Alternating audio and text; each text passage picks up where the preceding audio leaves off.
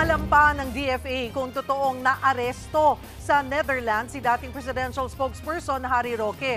Pero una na yang pinasinungalingan ni Roque. Nasa frontline ng balitang yan si Camille Samonte.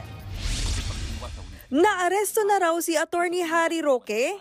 Kumalat ang balitang online. Kasunod niya nagpost sa Facebook si Roque. Hindi raw totoong naaresto siya. Katunayan, babiyahe pa nga siya papuntang Vienna, Austria. Pero teka, paanong makakabiyahe si Roque? Kung sabi kahapon ng Department of Justice at ng Presidential Anti-Organized Crime Commission o PAOK, ay kinansela na ng korte ang kanyang passport para sa kasong qualified human trafficking. Sa Facebook Live kagabi ni Roque, iginiit niyang hindi pa final ang kanselasyon ng kanyang passport. Meron pa po akong 15 araw para mag-file ng motion for reconsideration at nagfa-file po ako ng motion for reconsideration. Giit pa niya, justified umano ang dahilan kaya siya hindi umuuwi ng Pilipinas. Bahagi raw ng karapatang pantao ang humiling ng asylum sa ibang bansa gaya ng ginagawa niya.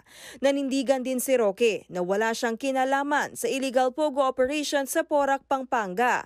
Ginigipit lang daw siya.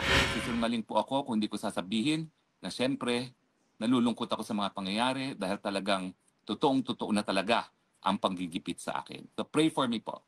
I am a creature of prayer.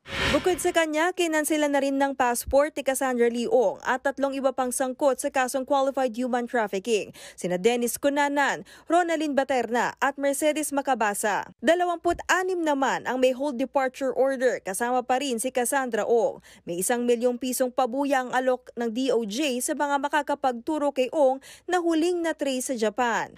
Ang kampo ni Ong tinawag na diversionary tactic ang alok na pabuya.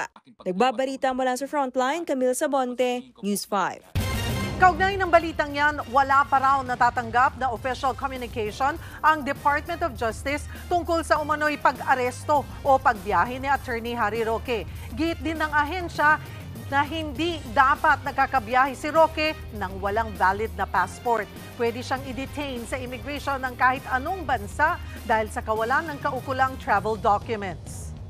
Mga kapatid, Cheryl Hosing po, maging maalam at may pakialam sa mga napapanahong issue at headlines. Mag-follow at mag-subscribe na sa social media pages ng News 5.